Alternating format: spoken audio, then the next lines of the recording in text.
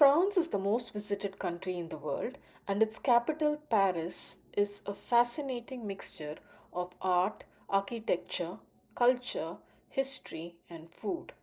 You could easily spend at least a month here, immersing yourself in everything that the city has to offer. In this video, I'm going to show you the most important places that a first time visitor must visit in Paris. Winter is a very good time to visit Paris. The weather is very pleasant and the streets are decorated for the holidays as well. The Arc de Triomphe is an iconic symbol of Paris and is dedicated to honor the French soldiers who lost their lives in the various wars that France fought. It is located at one end of Champs Elysees and is at the convergence of 12 avenues. You could spend hours watching the mesmerizing flow of traffic around the arch.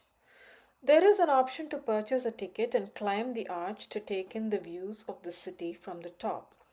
Or you could just walk around and under it to view the sculpturals, ceiling, as well as the eternal flame that burns in memory of the dead who were never identified. This attraction would take about 2 hours to visit and is close to the Charles de Gaulle metro station. The Eiffel Tower, named after the engineer who designed it, is another iconic landmark in Paris. This UNESCO World Heritage Site is one of the most recognizable landmarks in the world. At one point, it was the tallest man made structure in the world.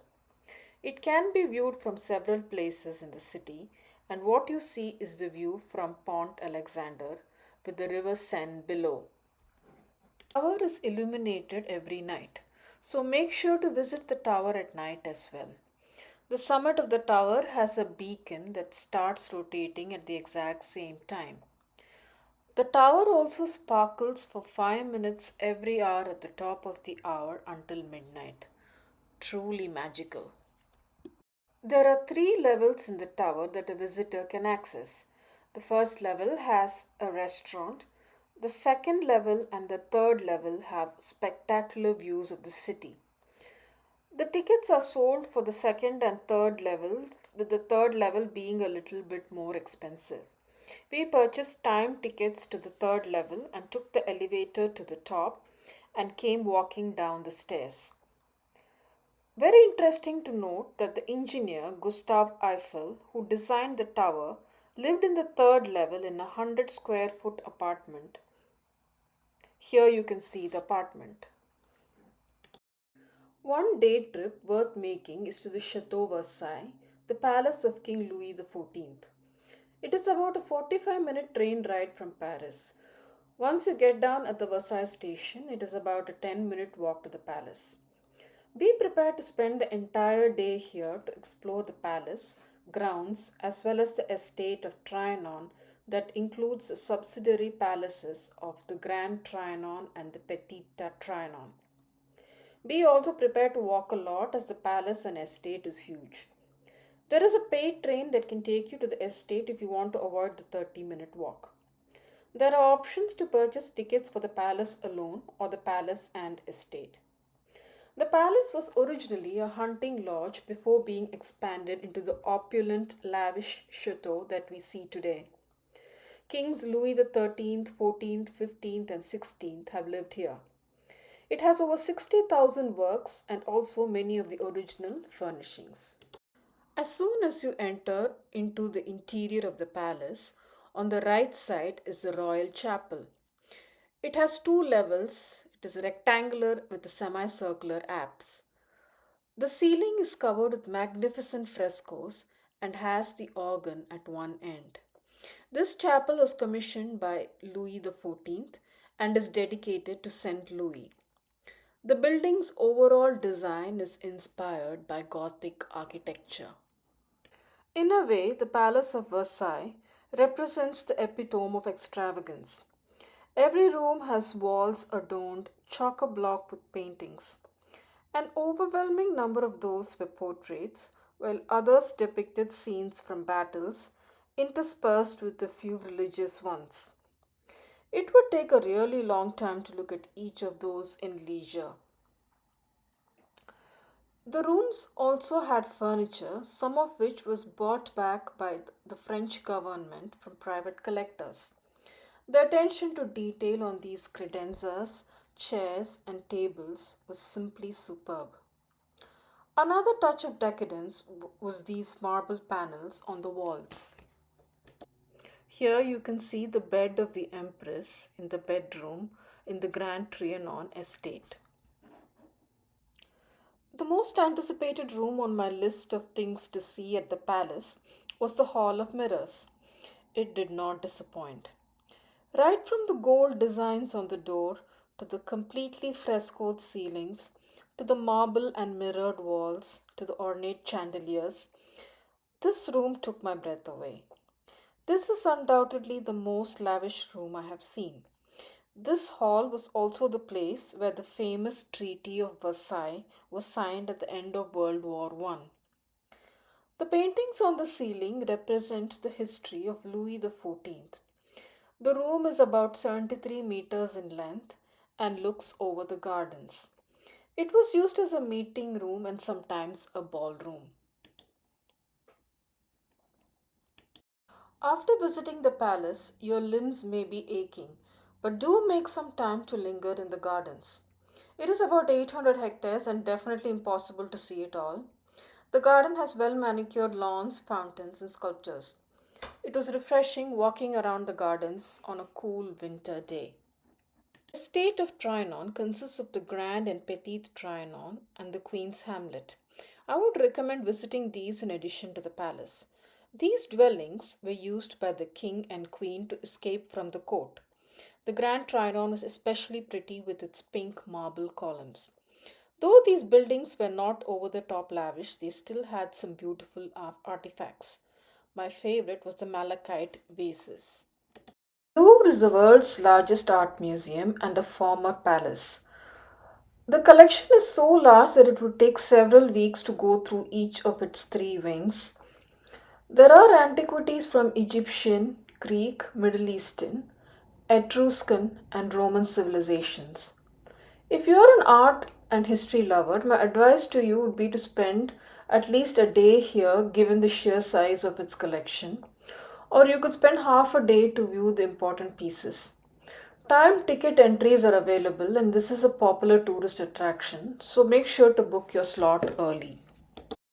The pieces I was most looking forward to seeing were the Winged Victory, seen here from different angles, the most famous painting in the world, the Mona Lisa, also the most crowded, and Venus the Milo, a superb masterpiece of the Hellenistic period.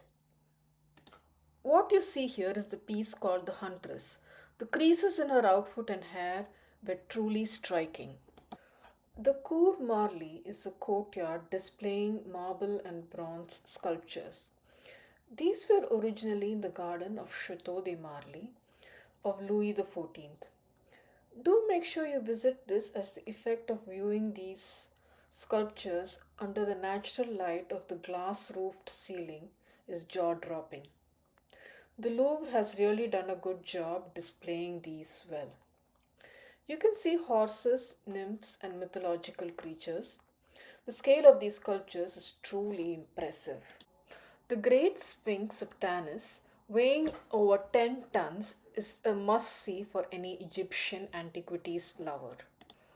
You may have heard me use the words breathtaking, spectacular, opulent, lavish, jaw dropping, and other superlatives to describe many of the attractions in this video. And I'm afraid I'm going to have to do it again, as this next attraction is all of that. This is the Palais Garnier or Opera Garnier, which, as the name suggests, is an opera house which till this date hosts shows. This is another timed ticketed attraction and has very specific visiting hours, so do check that out if you plan to visit. The opera house was built in the late 1800s and its theatre is very well preserved to indicate that era. The grand staircase and the grand foyer are must sees here.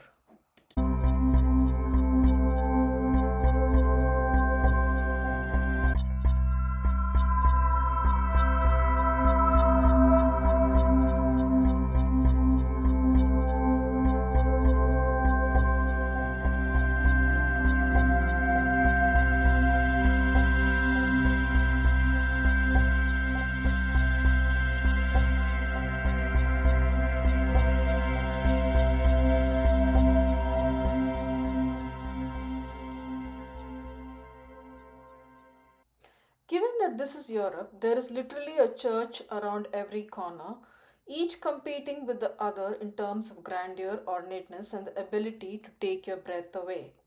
Some of the not to be missed ones are what you are going to be seeing, starting with Saint Chapelle. This was built in the 1200s, and its stained glasses, red, blue, and gold decor are simply gorgeous. The church is on two levels, and once you enter the upper chapel, you are just blown away by its beauty. Do not miss this.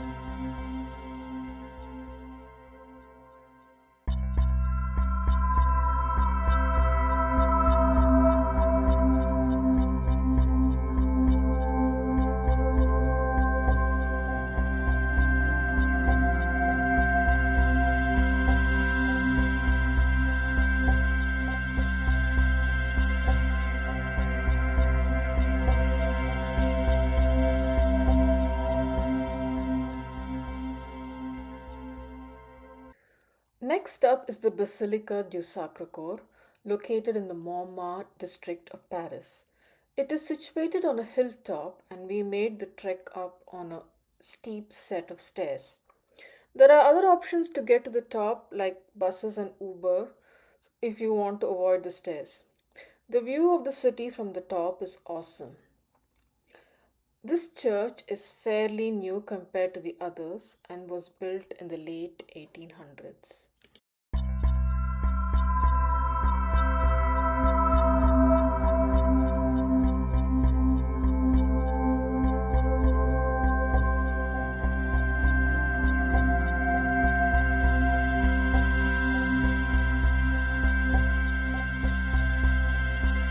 Notre Dame or Our Lady is a cathedral dedicated to the Virgin Mary. This cathedral is referenced in the classic The Hunchback of Notre Dame. This cathedral is free to visit, but you would need to make a timed reservation to make sure you don't wait to get in. The ceiling you see here is an example of rib vault architecture.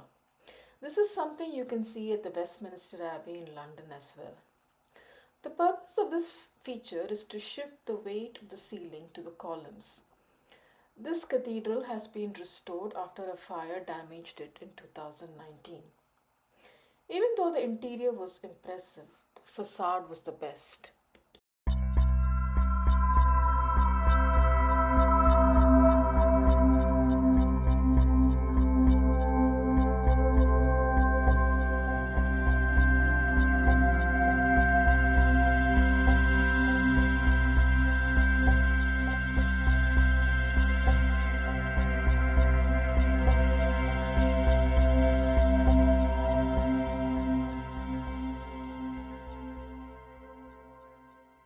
The next church that you see here with a very impressive facade is Saint Eustache.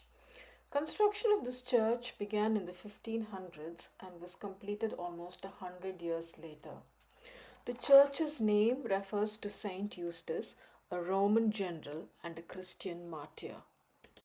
La Madeleine, the church you see here, had the organist playing when we visited. Listening to the regal and majestic organ music was truly a surreal experience.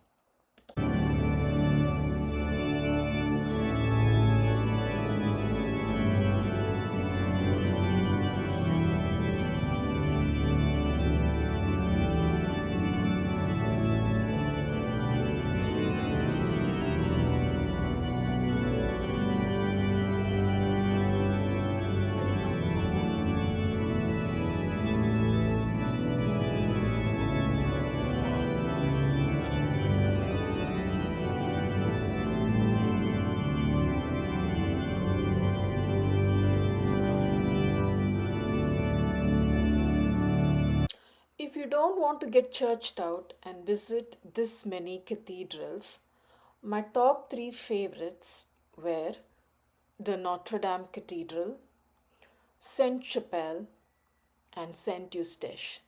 So make sure you visit at least these three. For any fashion lover, the Gallery Dior is a visual treat and a must visit. There is a timed ticket to enter this museum, so make sure to book it in advance as these do tend to sell out. This museum tells the story of the House of Dior, right from the beginnings of Christian Dior, survival during World War II, as well as the time of Saint Laurent as the head designer.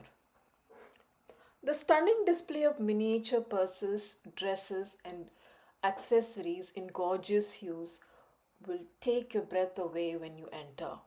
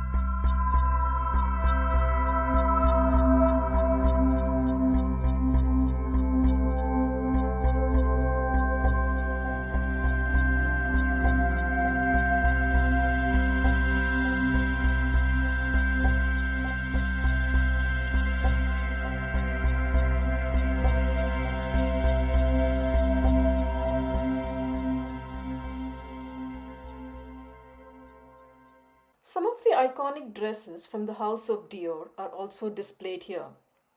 The rich fabrics, vibrant colors, and exquisite embroidery makes these a feast for the eyes. But the truly mind-boggling part of these dresses is the size of the waist. Really tiny.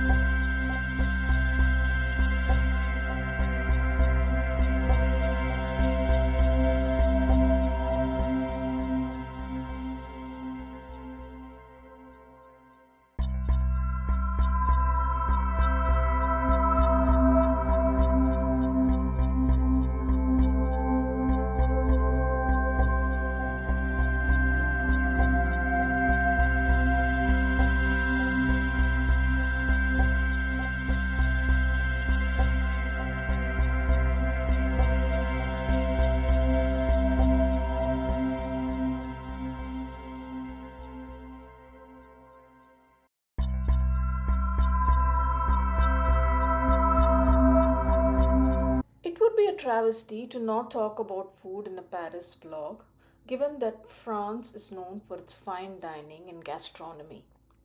The food overall was fresh tasting, the portion sizes were reasonable, and even with all the butter in it, it did not sit heavily. I did not think that I would like the baguette because of its hard crust, but due to its freshness, it was not at all hard to eat. We got to try it in sandwiches as well as a breakfast side. We also got to try crepes, both sweet and savory. You can also see a variety of cuisines available in Paris, and some of the ones we tried were Sri Lankan, Indian, Moroccan, and Mediterranean. Here you can see the lamb and chicken tagine along with couscous that we tried in a Moroccan restaurant near the Eiffel Tower.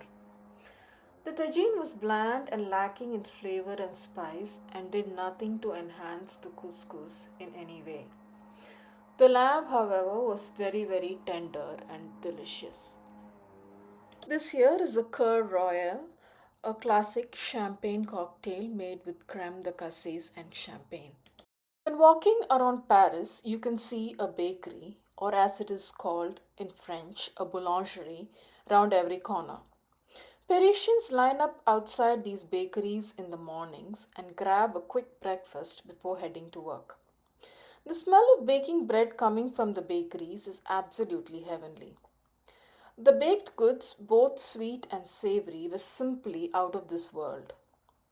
Some of the ones we tried were quiches, eclairs, croissants, pain au chocolat, Saint Honore, apple tart tartin, macaroons, and more quiches. Sadly, we had to miss many more due to lack of space in the tummy. To overcome this, I would highly recommend you skip all meals and only consume these baked goods. They are that good. We also visited a restaurant for classic French food and enjoyed some duck, fish, potato dauphinoise, mashed potatoes, escargot, and the best creme brulee ever. So creamy and decadent. And finally, the meal pho and hot chocolate at Carrette truly lived up to its hype. We did not try any other hot chocolate places in Paris to compare, but this was simply too good. Hope you all enjoyed watching my vlog and found it useful. People visiting Paris have polarizing opinions about the city, either hate it or love it, so I went in with low expectations. But I can say now without a doubt that I am in the Love Paris category. Thanks, everyone.